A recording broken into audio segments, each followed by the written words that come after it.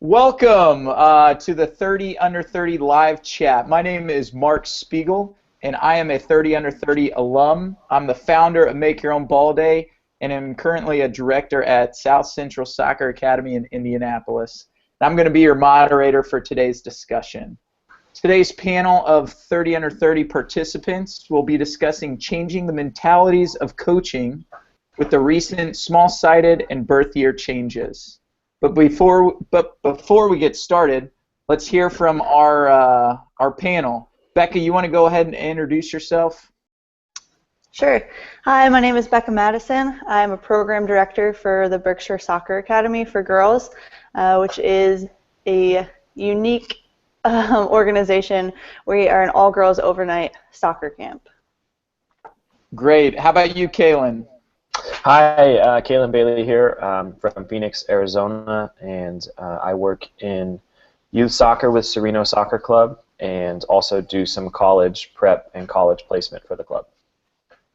Awesome. Dan in Orlando, what you got? Hi, my name is Dan Tidmarsh. I work here in the Orlando City Soccer Club. I'm responsible for the under-8s to U12s, and then also work in the ECNL program here we have. Awesome. Thanks for being here, Dan. What about you, Nicole? Hi, guys. My name is Nicole Farley. I have an accent, which is from England, Reading, England. I've worked with age groups from year 4 to year 19, and currently I'm in the UK, working with year 12 and under. And I'm just going to touch upon experiences with clubs in the US from last year. So, yeah. Great. We got a great panel and a great discussion. So before we dive in, remember, if you have any questions, please tweet at us, and remember to use the hashtag NSCAALive. So there's been a lot of discussion lately with the new U.S. mandate, specifically for small-sided games and birth year changes. We're going to focus in on the small-sided game aspect of it first. Becca, do you want to weigh in on kind of what are the benefits of this small-sided games, and what do you see in your club kind of benefiting from those? Right. So I think with the small-sided games, the number one impact and positive impact it's going to have is just getting more touches on the ball. I think when we play in a larger space with more players, you don't get the kind of individual touches on the ball. I also think that the repetition of not only the touches but of the situations is going to benefit our player development. Awesome, awesome. Kaylin, what about you? Do you see any benefits in this small-sided game transition? Yeah, I see a lot of benefit. I think that it's more difficult for a player to hide, and therefore, as coaches, we can then diagnose better what each individual player's prescription for improvement will be. I also think that it allows, on a smaller scale, to be able to build rather than starting too big. It allows us to build in terms of systems and tactics at a younger age.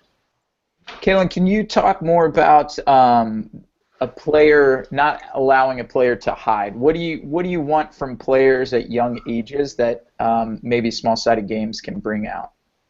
Yeah, well, I'll echo what Becca said. It just allows more touches. It allows you to be engaged. Because it's a smaller field with smaller number of players, you have to be engaged offensively, defensively, front to back. I mean, there's only 5, 6 players on the field.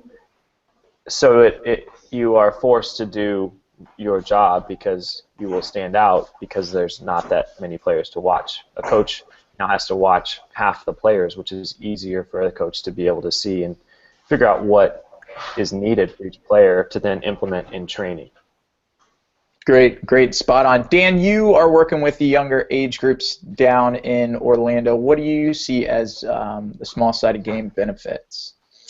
Yeah, I think just to echo the two guys before me, but also to build on that, I think receiving under tighter pressure in tighter areas, I think is going to be something that's important. And then obviously there's a heavy emphasis right now on periodization. So I think you're going to see a higher intensity in the activities of the players with the higher, with more pressure on the ball. So I think it's a positive move. I think it's going to be positive for the speed of play for our players and playing under tight pressure and tight areas. So I'm all for it here. Great. Nicole, do you have anything to add on these? I agree with all that's been said. I believe that just taking this into a theory point for those interested in the research side of things, for children and our younger players to engage in a suitable and appropriate learning environment, it just kind of correlates and brings in like the cognitive stages of these age groups. So whereby our smaller games allowing these decisions, more touches, we as coaches can bring in the information and the depth of information at the right kind of time. And I think with such a winning mentality across the board, especially in youth soccer, I think we could just reiterate to the parents what it's all about at the player development stages. Yeah, I like that a lot. So what I'm hearing from you guys is increased touches, increased problem solving, increased pressure, and just players getting more touches on the ball and more involvement in the games, which hopefully we'll see an improvement of our players overall. So with that, across the board, where I am in Indianapolis, our 8-year-olds play 6v6, so we'll be moving to 4v4 now. Our 9 and 10-year-olds play 6v6, and now we'll be moving to 7-a-side. What are ways that you guys are transitioning in your club to meet this mandate? How are you communicating that to parents? How are you communicating it to players? What's going on in kind of your training environment? Dan, why don't you go ahead and take this first? Yeah. For us, Mark, here in Central Florida, we've actually, as a directorship and with the league support, looked to move to play in 7v7 and 9v9 in the spring here. So we're actually going to be slightly ahead of the curve here in Central Florida. We're also going to implement the play outlines that the federation are implementing or mandating coming to the summer tryout period. So we're starting to make that shift now. We're looking forward to it. Everyone's bought into it. We're also implementing that in training and games, but also our tournaments here. We host tournaments here at Orlando City, and we'll be doing that the 7v7 and 9v9 format for teams coming from all over the country as well. So, ourselves, along with a lot of the other clubs here in Central Florida, we're trying to make sure we're at the forefront and try to implement these changes as soon as possible. And, as always, I think it's a positive step as a coaching staff. Now it's a challenge for us to educate our membership and our parents and our players somewhat to make sure that they're buying into the changes and while we're implementing them as soon as possible, Hope that makes sense. Yeah, Dan, that's great, and kudos to you guys for doing that so quickly. And Dan, have you set up town hall meetings? Have you sent out emails? Have you had personal conversations with parents? How has that kind of educational piece happened? A lot of it's come from US Club Soccer and also the Federation. We have our ECNL designation as well, so they educate a lot through their communication channels for Christian Lavers and the rest of the leadership there, and obviously the Federation as well. So a lot of it's just been information that we're sending on, and then us as directors meeting with our coaches and them having contact time with their parent groups to educate them on the transition and answering the typical questions that parents have, right? I mean, it is going to be a pretty significant change. I think stuff like the line to play out the back has been something that's been banded around for a long time. Them looking at that and watching children retreat the line and stuff like that will be different. It's important to educate and understand the benefits of retreating to a line, letting children play out the back and being constructive through the layers, Yeah, it's great to hear our youngest coaches getting excited about smaller games, more touches, and then coaching within that the different tactical pieces. Nicole, do you want to touch on the transition, and maybe you have a different point of view, kind of where you're at? Yeah. So based on bringing in the US from last year, clear, concise communication, I think, is huge. And touching upon Dan's point, it was a case of letting the parents know as soon as possible just where we're heading, or the future of what's going on with the US soccer mandate. So meetings online on the website, updates. We also had age-based free clinics. So every Friday night, bringing the kids out just so they get used to the shaping of the age groups. And a good one that I found, as I'm a big talker, was a player and parent evaluation. So that was a great time to just sit with that individual and discuss it. This is what we're doing. This is the plan. What's your questions, your thoughts? And that face-to-face can really just make a difference in easing that kind of uncertainty. And yeah, I guess now linking in the UK part, I think it's quite interesting that because the mandate and birth year changes are already in effect, the funding and the facilities are something that is lesser out here. So I'm not sure if you guys are familiar, but the Football Foundation, which is the UK's largest charity, this year just made an annual review, and they put so much more money into facilities for the youth, the grassroots, and development centres. And as a result, participation within where they put the money in has increased 7%. So just for me, and I think in general, it just shows that you need to have a balance. So once this is in place, have you got the resources? If you've got the resources, are you putting in your development systems? And a big one, and my passion also is futsal. So yeah, futsal training. Can you guys as an organization bring it in? I know that we're encouraging more players individually to go out, but also as a team to enter tournaments, leagues. And I think futsal is just a big highlight of the small-sided, the fast pace, the excitement, the enjoyment, and that bringing in that bubble. Look, it's a great thing. So yeah, that's in terms of incorporating the mandate and that transition. Yeah, I love it. So what I'm hearing from Nicole and Dan is once you establish that you're going to do it, let's get a plan, let's educate, and then let's work with our members to make it a reality and do it in a positive way, whether we have those resources or we don't. There's a lot of stuff online. The NSCA has loads of things on the website to check out to help with this transition, and definitely use those whenever you see fit. Nicole and Dan, thank you. That was awesome. Awesome discussion there. So another thing with changing kind of the environment of your club as 8s go to 4v4 and the different small-sided games happen, coaches can and maybe need to change their curriculum and their player pathways within their club. What are some ways that your club or you in particular are changing your kind of either philosophy or curriculum to help kids adapt and also excel within this new small-sided game mandate? Kalen, let's jump to you.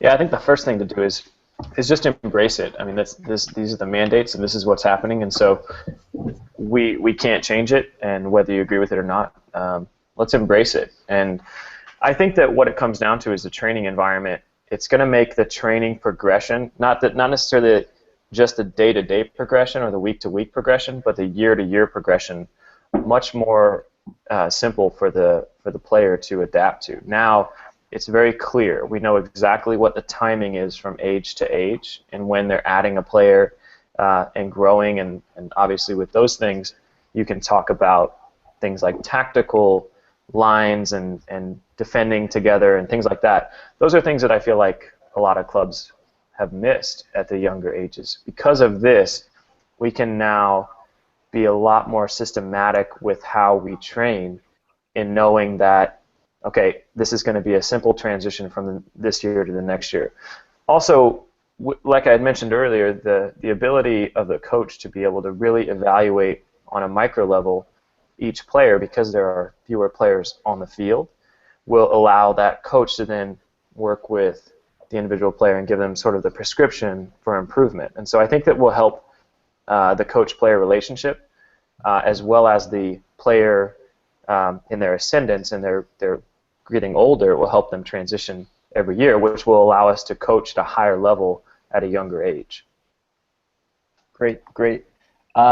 Becca, why don't you add any insight you have to that curriculum or player pathway? Yeah, I think that I mean, I definitely agree with everything that Kaylin is saying, and we're kind of in a different position where I'm at because we don't have specific teams within our academy, so it's 130 individuals that come in to train with us for a week or for 2 weeks.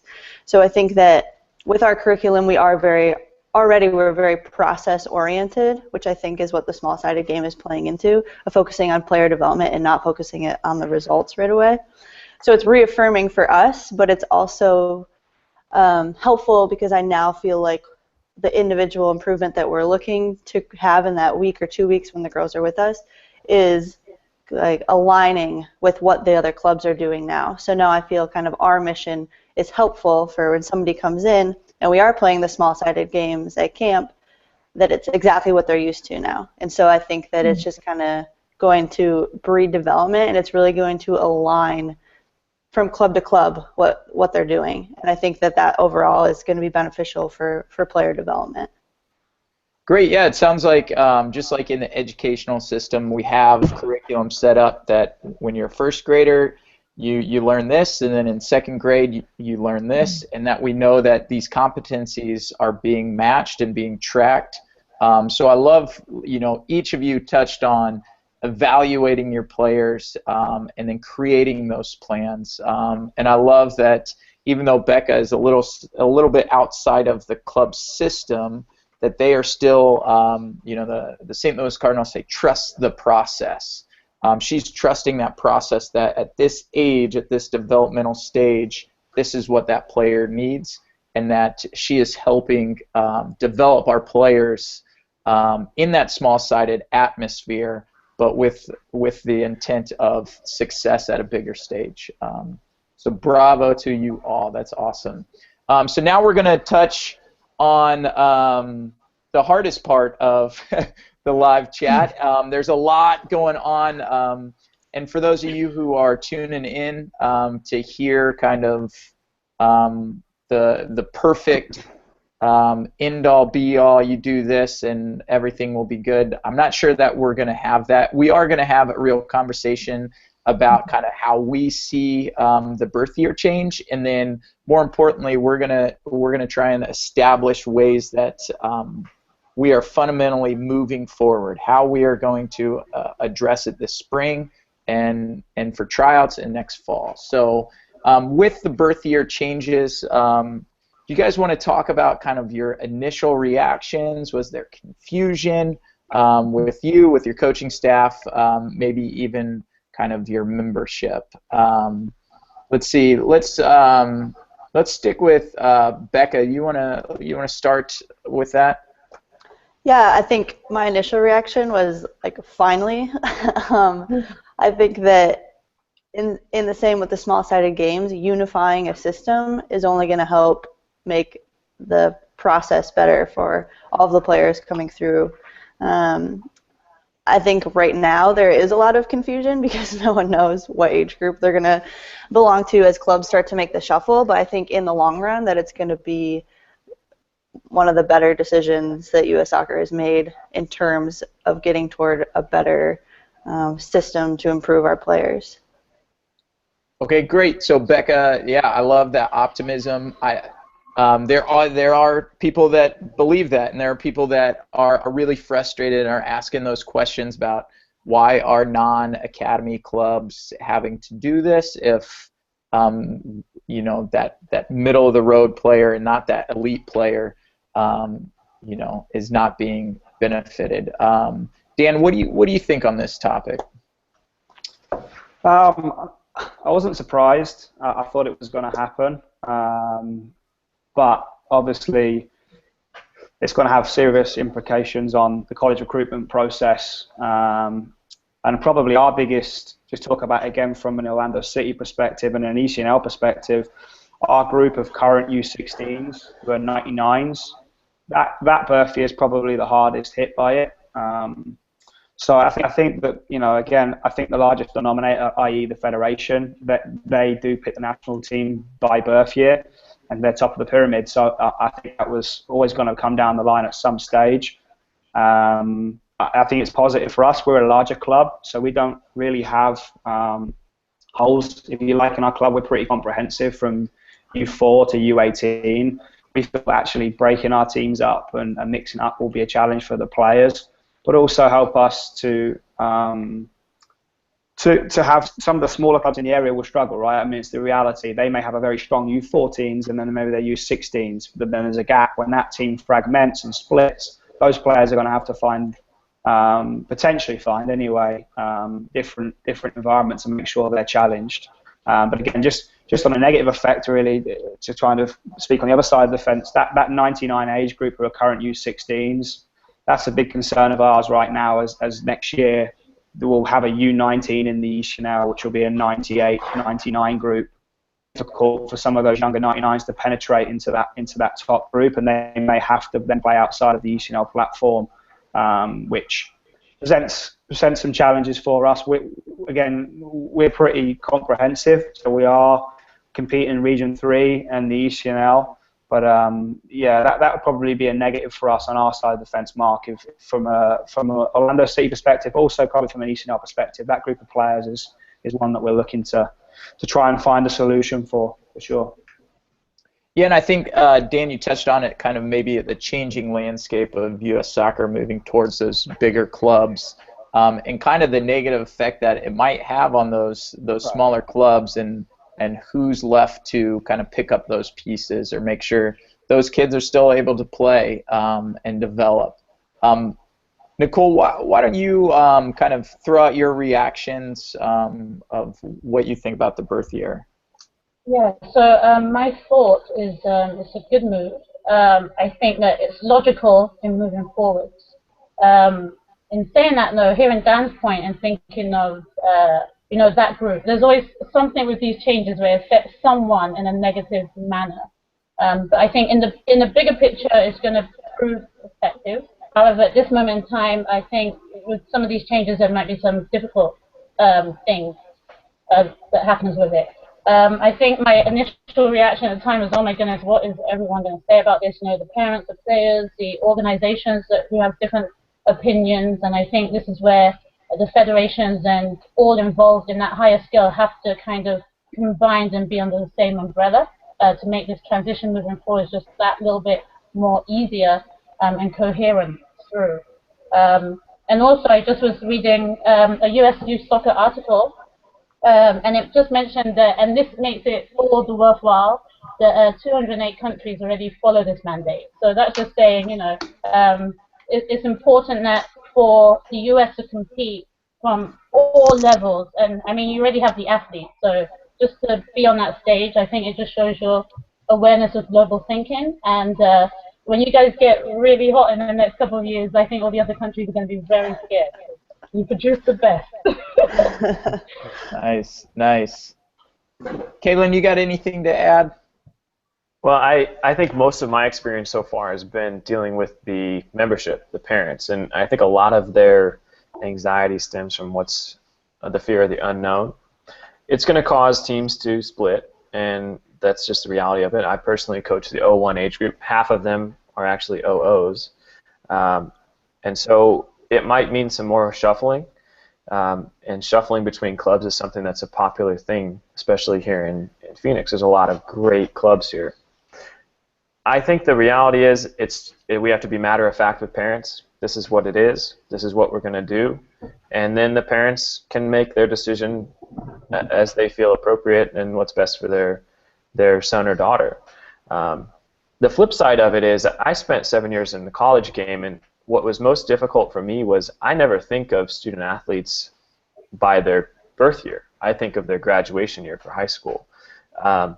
So when I would go out to these recruiting events of all kinds, I'm thinking, okay, who's a 2016, who's a 2015, who's a 2014, and recruit based on that. I think that is going to create a little bit more work for the college coaches, but ultimately, it's more than just the college coaches that will need to be informed on this kind of stuff. They're just going to have to know what year they graduate so they can make their recruiting decisions. Ultimately, I think it's been a long time coming. ODP has done this for a long time, actually, whereas some clubs have not, and I think it just helps to bring everything together. In a couple years, this won't be an issue. It'll just be how it is. Great. Yeah, so some very optimistic points of view, and definitely I'm hearing from you guys kind of we're doing what the rest of the world's doing, and it's kind of a step on the path to U.S. soccer, climbing and growing and getting better. There's issues with, like Kaylin said, with teams splitting up.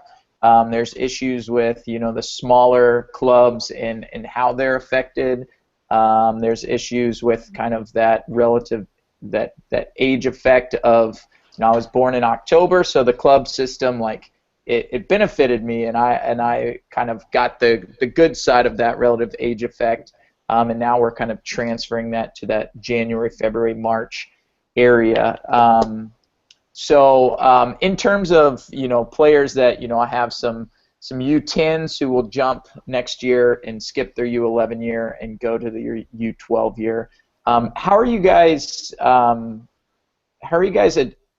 approaching the spring in terms of helping players maybe close that gap? How are you approaching the spring in terms of your plan for transitioning, specifically with birth year?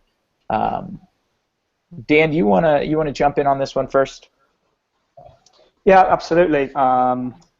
We've built a schematic during the fall, just trying to figure out numerically how many O3s we have, how many O4s, etc., and then fitting them in really to, although they don't play in a set position, maybe looking at where their tendencies are, fitting them in to try and understand where kids will move internally within the club, and then also maybe looking at the club as a whole and saying, okay, maybe we're stacked at 05, or maybe we're short at 02, which has happened for us for sure in a couple of age groups. So from there, we then understand we have to look to maybe bring in some extra players from outside the club to make sure that we're competitive across the board. So that's something that's taken place, and then obviously the evaluation process internally we have training sessions during the spring that are purely birth year training sessions, and then we'll have games as well internally to see how maybe a U11 top player right now, maybe in the top third of her age group, would compete against maybe a U12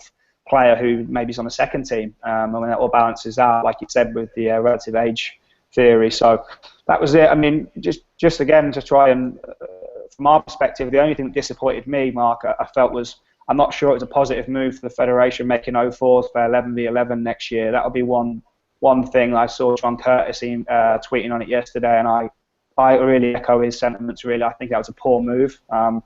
We have a very strong 04s, so we'll be able to keep a lot more in the top team, if you like, but at the same time, I feel maybe playing an extra year at 9v9 would be my personal preference on that. So.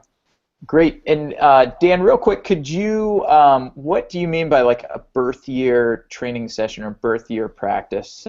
Could you explain, just for the viewers who don't really understand that yet? Yes, I'll elaborate. Obviously, right now we're based on grade year. So, say the U12 girls, which I actually work directly with myself with another coach, Robbie Goggle, we're an 03, 04. So any child born in September 1 right now, and then grade year all the way through to August 31st will be an 03, 04 player.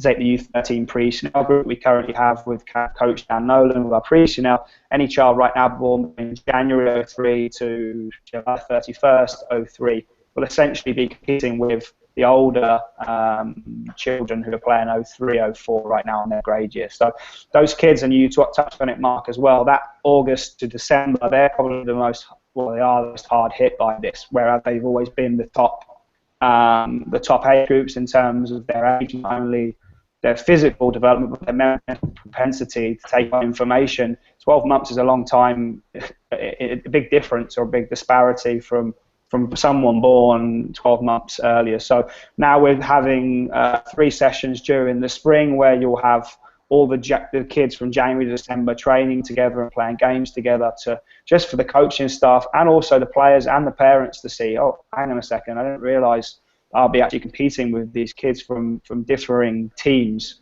and kind of trying to educate and be almost an eye-opening experience, I think, for some of the players and parents, so there's not so much shock and awe when we get to the tryout period.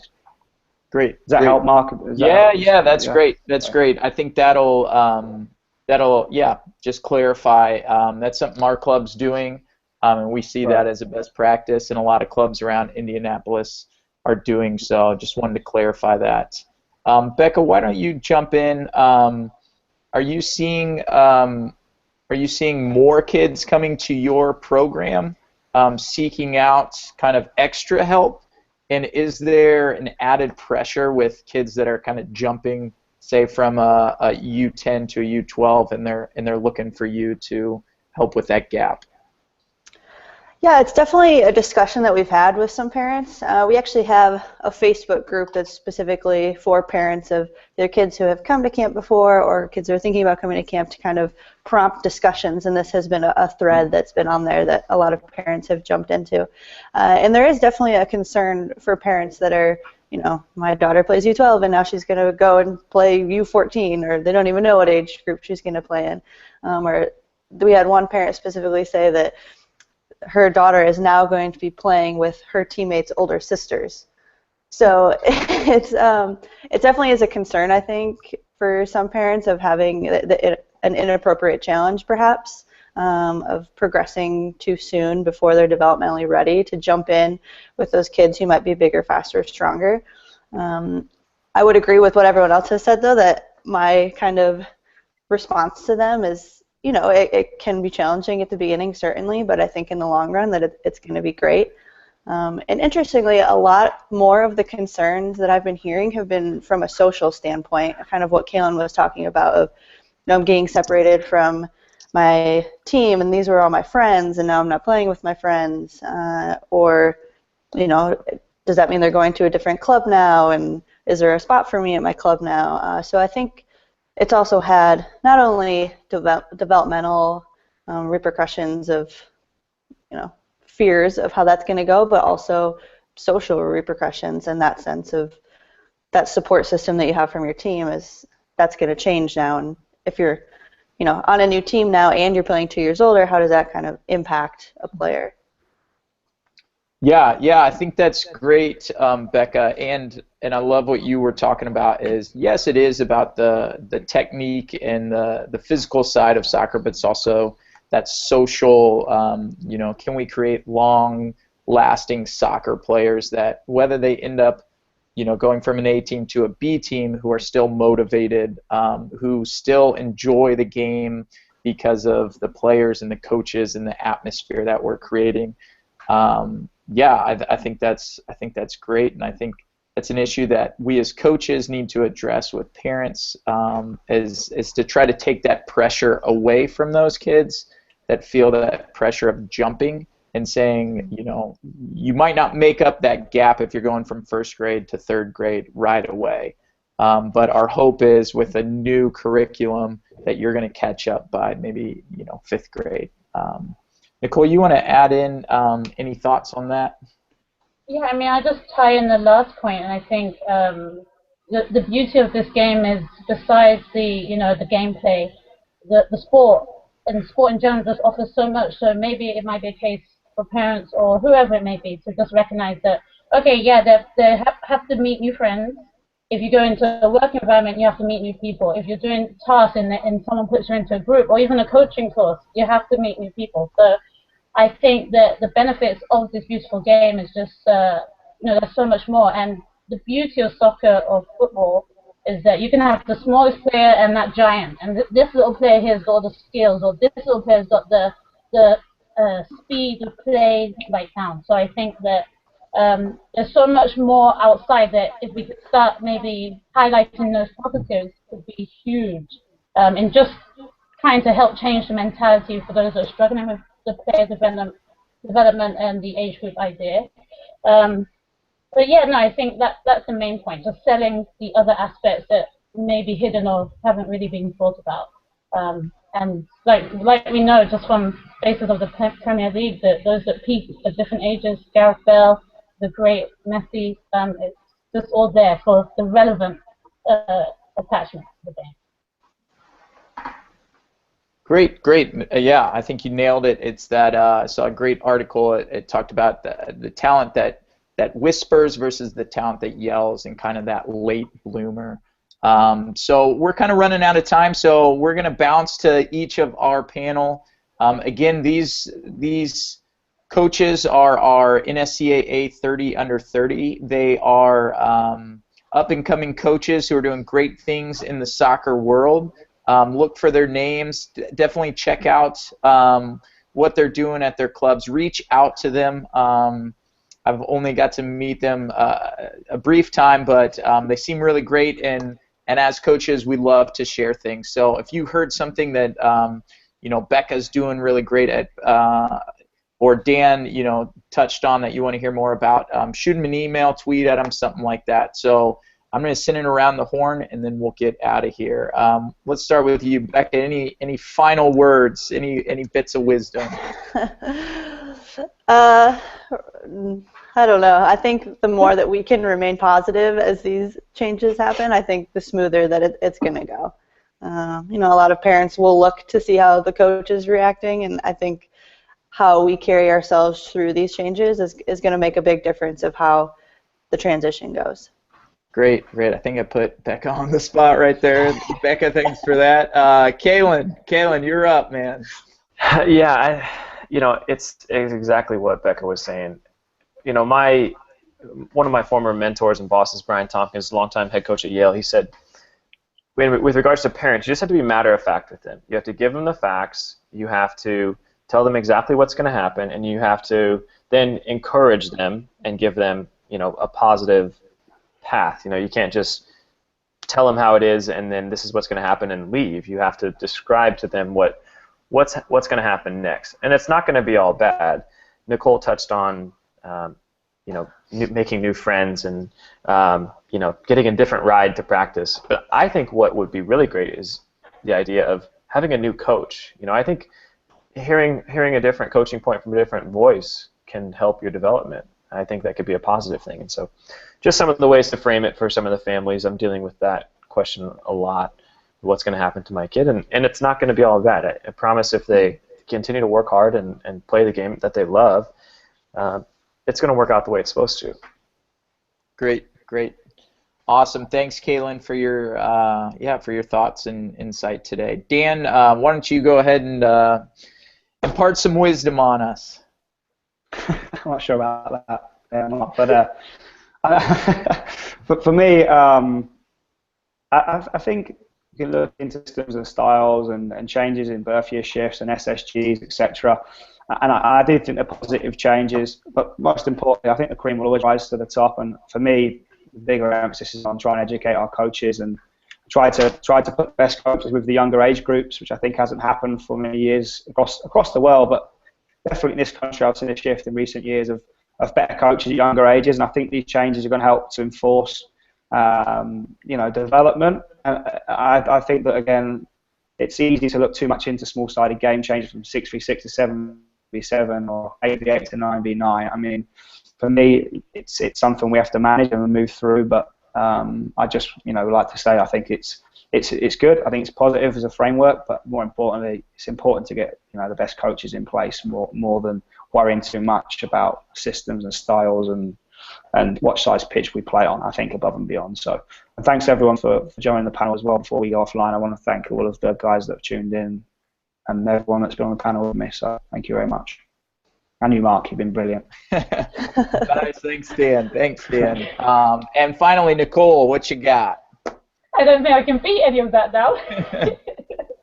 So just basically, I think everyone just get on board with the small-sided games and the mandate and the birth changes. And I think it's good when people talk because you kind of learn new things, new ideas come up.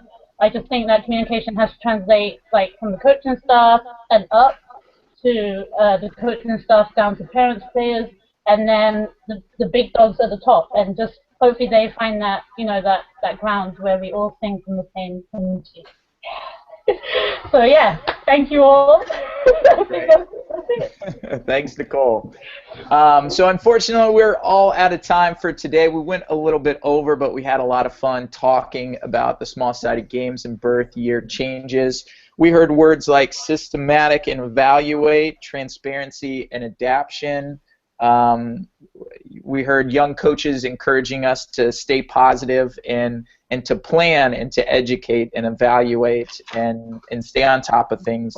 And as we move forward as coaches, remember, you know, my amazing mentor John Sullivan with Changing the Game Project. He talks about the hardest part of coaching is that social part. So can we get our kids to trust us, and can we get them to smile? Can we get them to love the game? Because ultimately, if our players love the game, they're going to rise to that challenge of that next year, you know, jumping or being on a different team, anything that might happen. So, yeah, for the NSCAA, we'd like to thank you for joining us and remind you to start planning your summer.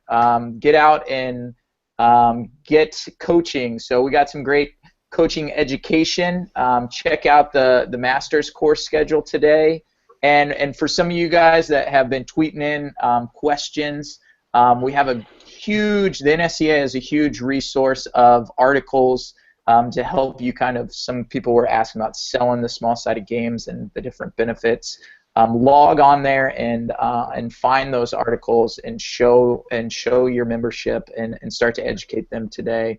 So yes, thank you again for tuning in, and we will see you next week for another 30 Under 30 live chat. Peace.